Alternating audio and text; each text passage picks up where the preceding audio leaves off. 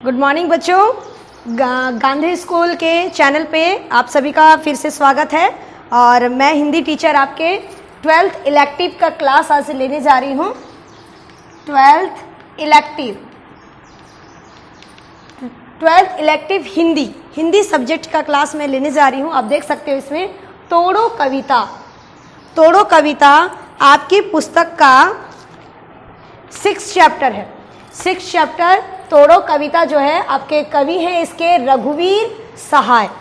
रघुवीर सहाय जी ने प्रकृति और मानव के आपसी संबंध को बहुत ही बेहतर तरीके से इन पंक्तियों के माध्यम से समझाने का प्रयास किया है। तो आप सभी देखेंगे मैंने यहाँ किताब की जो आपकी कविता है उनकी कुछ पंक्तियों को लिखा है और मैं अभी अब इसका धीरे धीरे करके हर एक लाइनों का हिंदी भावार्थ समझाने जा रही हूँ। तोड़ो, जैसे कि देखो बच्चों, आप लोग देख रहे हैं कि मैंने यहाँ पर शीर्षक लिखा है तोड़ो का मतलब क्या होता है, एक शाब्दिक अर्थ क्या होता है। तोड़ो का मतलब होता है किसी चीज का टूटना और टूट के उसका बिखर जाना। टूटेगा बिखरेगा तो उसका नया निर्माण होगा। ये पूरी कहानी का शीर्षक इसीलिए रखा गया है तोड़ो कविता में तोड़ना है और तोड़कर कुछ नई चीजों का निर्माण करना है। इसी पर विशेष रूप से हमारे कवि रघुवीर सहाय जी ने बल दिया है। तो आगे चलते हैं पंक्तियों की ओर। देख सकते हैं तोड़ो तोड़ो तोड़ो, ये 3 बार तोड़ो शब्द को बोला गया है। यहाँ पर जो है तोड़ो कहने का तात्पर्य है पूरे कविता में तोड़ो शब्द पर ही विशेष प्रकार का बल दिया गया है कि तोड़ना है और तोड़कर उससे नई चीजें बनानी है। तोड़ो तोड़ो तोड़ो, ये पत्थर ये चट्टाने ये झूठे बंधन टूटे, तो धरती को हम जाने सुनते हैं मिट्टी में रस है जिससे उगती दूब है। यानी ये पूरी कविता में प्रकृति के साथ मानव के परस्पर संबंध को बताया है हमारे कवि रघुवीर सहाय जी ने। रघुवीर सहाय जी कहते हैं कि जिस प्रकार हम नई चीजों का निर्माण करने के लिए पहाड़ पर्वतों को तोड़ते हैं और रास्तों का निर्माण करते हैं और मनुष्य के प्रगतिशील रास्ते में जो कंकड़ पत्थर आते हैं उन्हें हटाकर हम प्रगति की दिशा की ओर बढ़ते हैं, ठीक उसी प्रकार कवि का हमारे मनुष्य से ये कहना है कि हमारे मानव मन में भी एकदम खुला मैदान है, वीरानी छाई हुई है। इसमें नए जो है उपज नहीं हो पाती है, यानी नई नई कल्पनाएं नहीं हो पाती हैं। तो इसका कारण क्या है कि हमारी मन की धरती जो है बिल्कुल बंजर हो गई है। तो इसी से तुलना करते हुए हमारे कवि इन पंक्तियों की ओर बढ़ते हैं। ठीक है, तोड़ो तोड़ो तोड़ो कविता में उन्होंने ये पत्थर ये चट्टाने ये झूठे बंधन टूटे, कवि कहते हैं कि ये पत्थरों को तोड़कर या बड़े बड़े चट्टानों और पहाड़ों को तोड़कर हम आगे की ओर बढ़ते हैं और अपना मार्ग निकालते हैं। ये झूठे बंधन टूटे, यानी मनुष्य का किसी मनुष्य के साथ जो बंधनों का नाता होता है जिसके कारण उसका विकास नहीं हो पाता है। कभी कभी ऐसे होता है कि रिश्ते भी हमारे लिए एक बंधन का काम करती है और हमें आगे बढ़ने से रोकती है। तो ऐसे झूठे बंधनों को तोड़ना है जिससे आपको विकास की ओर जाने से पीछे रोकता हो कोई। तो ऐसे माया मोह के हमारे रिश्तों के झूठे झूठे बंधनों को आपको तोड़कर मंजिल की ओर बढ़ना है और विकास करते रहना है। तो धरती को हम जाने सुनते हैं मिट्टी में रस है। हमारे यहाँ कवि क्या कहते हैं रघुवीर सहाय जी कि धरती में हम लोग कभी कभी लोगों की बातों से ये सुनते हैं कि धरती पर घास उग रही है। इसका मतलब क्या है कि धरती जो है इस प्रकार का बना हुआ है और वहां कई प्रकार की घास उगते हैं। तो घास उगने का मतलब है कि धरती में रस है, पौष्टिक चीज है जिससे ग्रहण कर करके जो है वहां दूब और घास उगा करते हैं। बिल्कुल इसी तरह कि धरती को हम जाने सुनते हैं कि मिट्टी में रस है और जिस मिट्टी में रस होता है वाकई में वहीं पर ही घास और जंगली पेड़ पौधे उगते हैं। क्या कभी बच्चों देखा आपने कि बंजर धरती पर पेड़ पौधों को उगने?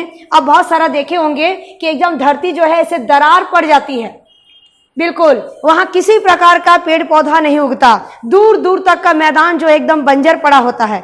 क्या उस धरती में रस है? नहीं है। इसका तात्पर्य है कि जिस धरती में रस नहीं होता है वो धरती बंजर कहलाती है और जिस धरती में रस होता है वहां बड़े बड़े पेड़ पौधे जो है उसका रस खींच खींच कर फलते और फूलते हैं। तो इसी पंक्तियों में हमारे कवि कहते हैं तो धरती को हम जाने सुनते हैं मिट्टी में रस है। हमने भी सुना है कि जिस मिट्टी में रस होता है जिससे उगती दूब है। दूब का मतलब आप लोग देखे होंगे, पूजा पाठ में हम लोग जिस घास का प्रयोग करते हैं वो दूब घास है। वो घास कहाँ उगती है? धरती में। और वो किस धरती पर उगती है? जिस धरती पर रस होता है। कहने का तात्पर्य है किसी भी बंजर धरती पर किसी प्रकार का कोई घास नहीं उगता है, लेकिन अगर मिट्टी में रस है तो वहां पर घास और जंगली पौधे उगते हैं। अपने मन के मैदानों पर व्यापी कैसी ऊब है। यहाँ पर कवि अपने मन के मैदान की तुलना, यानी हमारा जो मन है ये खाली मैदान पड़ा हुआ, वीरान है, इसमें किसी प्रकार की कोई खुशी नहीं है, कोई उल्लास नहीं है। तो बिल्कुल हमारा मन का जो मैदान है वो एकदम खाली पड़ा हुआ है, उसमें कोई उत्साह नहीं है। तो हमारे कवि इस मन के मैदान की तुलना उस बंजर धरती से करते हैं जहाँ किसी प्रकार का कोई पेड़ पौधा नहीं उगता और कोई प्रकार की खुशी नहीं मिलती है। आगे पंक्तियां, आधे आधे आधे गाने तोड़ तोड़ो तोड़ो, यानी जब हमारा मन का मैदान बिल्कुल खाली, बंजर और निराश होता है तो हमारे मन में किसी प्रकार के कार्य करने की कोई इच्छा नहीं होती है। इसलिए अगर हमारे कवि कहते हैं कि अगर हम कोई गाना भी गाना चाहते हैं तो वो गाना भी सिर्फ हम आधा अधूरा ही गा पाते हैं और उस गाने को पूरा नहीं कर पाते, क्योंकि उस गाने को सुनने वाले लोग नहीं होते हैं, या हमारे मन में किसी प्रकार का कोई उल्लास और खुशी नहीं होता है कि जिससे हम उन गानों को पूरा कर सके।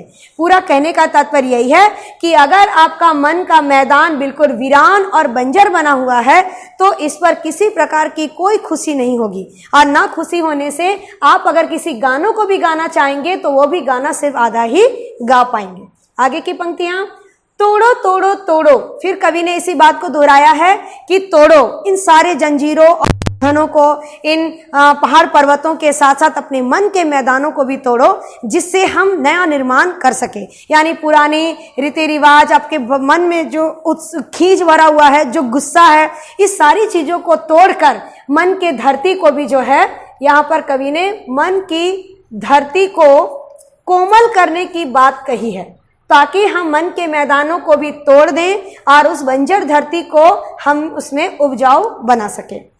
ये ऊसर बंजर तोड़ो, ये धरती परती तोड़ो। कवि का कहना है कि जिस प्रकार बंजर धरतियों पर भी हल चलाया जाता है, उस पर पानी डाला जाता है, तो वो भी जो है वो पेड़ पौधों को उगने लायक बन जाती है, यानी उपजाऊ बन जाती है। बिल्कुल इसी प्रकार यदि हम अपने मन की धरती पर भी लोगों के लिए प्रेम रखें, सबके लिए अच्छा कार्य करने का उत्साह रखें, जीवन में खुशी रखें, तो हम भी इससे इस क्षेत्र में हम आगे बढ़ सकते हैं और अपने मन की धरती को भी हरा भरा कर सकते हैं। इसलिए बच्चों, कभी भी निराश मन नहीं होना चाहिए। अगर आप किसी बातों से उदास हो, दुख हो, तो कुछ क्रिएटिविटी करते रहना चाहिए।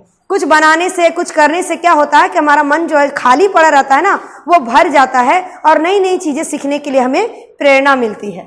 इसी पंक्तियों के साथ, सब खेत बनाकर छोड़ो, मिट्टी में रस होगा ही, जब वो पोसेगी बीज को, हम इसको क्या कर डालें।